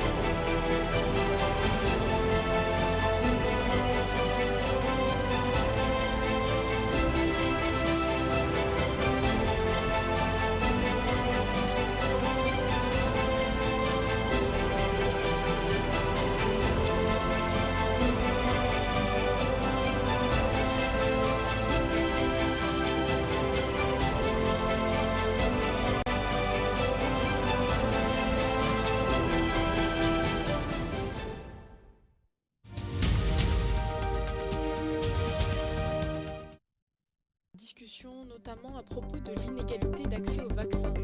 Après une recommandation de l'Union africaine, il a été décidé vendredi que le laboratoire allemand BioNTech allait installer des sites de production de vaccins ARN messagers en Afrique, notamment au Sénégal et au Rwanda dès l'année prochaine. Nous avons exprimé notre déception. La disponibilité ainsi que la production des vaccins sont liés au bien-être économique du continent africain.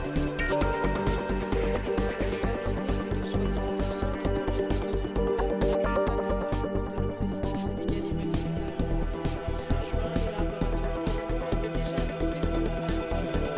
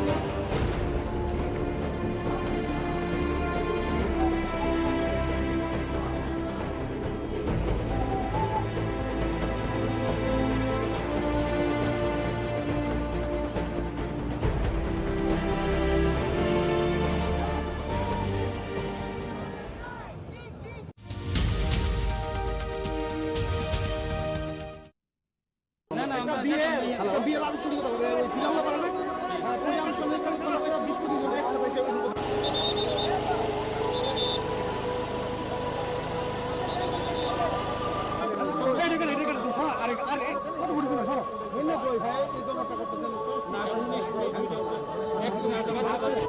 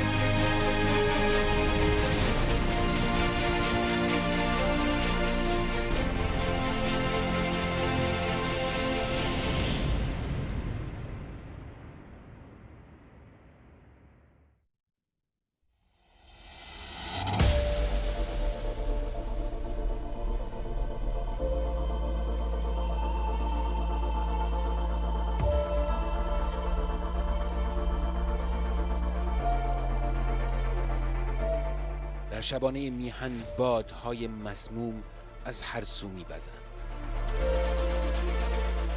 ابلیس ولایت خاک را خاموش و خاطره قیام را فراموش شده می‌خواد.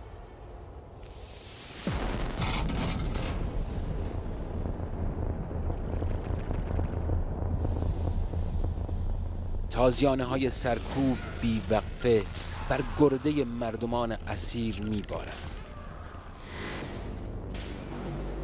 و شبزیان موزیانه در تدارک کشتن ستارهان.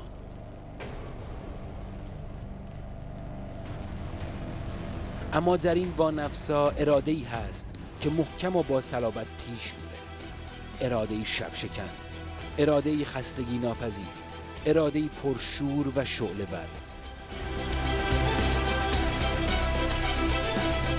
قلب‌هایی هستند که پرکوب‌تر از همیشه برای آزادی می‌تپند. دست‌هایی هستند که پتک مقاومت رو بر دیوارهای اختناق می‌کنند و مظاهر ظلمت رو به آتش می‌کشند.